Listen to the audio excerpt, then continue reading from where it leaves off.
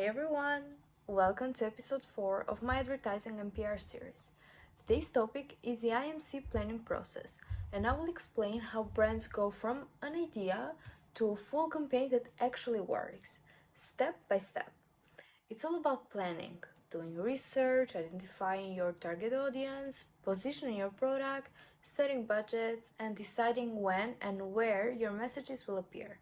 So let's see how great brands build their master plan.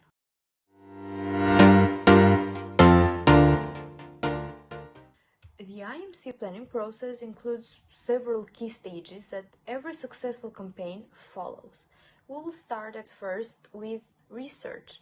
Marketeers gather data to understand what people want, how they think, and what motivates their decisions. They use product-specific research to analyze a product's appeal, consumer-oriented research to explore attitudes and usage, and targeted market research to identify who the ideal audience is. Secondly, we have the segmentation and targeting. Once research is completed, marketeers use market segmentation to divide audiences by demographics, psychographics, geography, or behavior.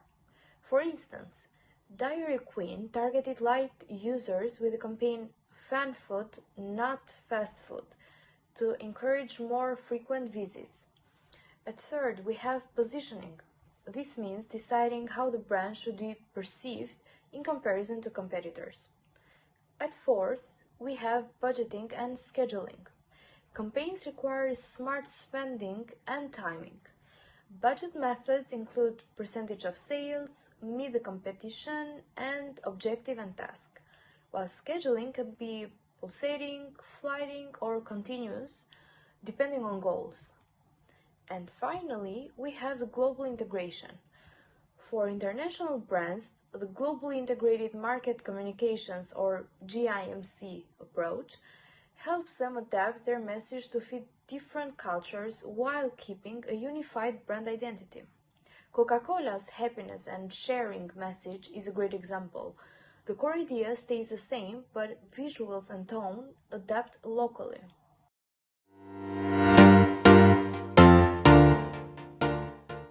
This topic directly connects to our advertising and PR course, because it brings together all the core elements that we have studied so far, from research and segmentation to strategy and communication design. It also reflects the IMC framework that we have discussed throughout the semester and also in our videos, emphasizing message consistency across platforms. This shows that creativity alone is not enough. Campaigns need structured planning, coordination, and data-driven decision-making to succeed. It ties theory to practice by showing how advertising strategy aligns with public relations and promotional communication.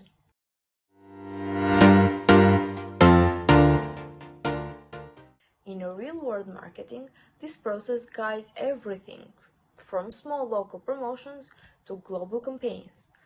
Let's take the example of Coca-Cola again.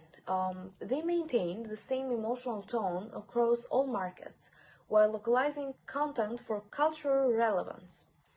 Or Dove, for promotion in itself and positioning itself consistently as a brand about care and authenticity across product lines.